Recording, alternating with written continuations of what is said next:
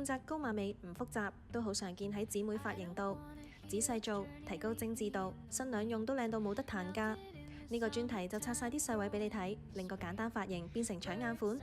由耳背開始加定位夾，確保耳背呢個區域平坦，因為一扭轉就上下收緊，表面亦唔夠平伏。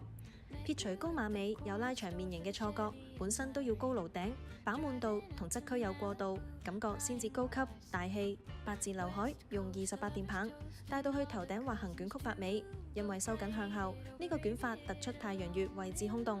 髮面嘅作用係固定馬尾流向，頭型飽滿，馬尾髮量變多。冇髮面嘅話，呢個馬尾份量要瘋狂刮先有豐盈感。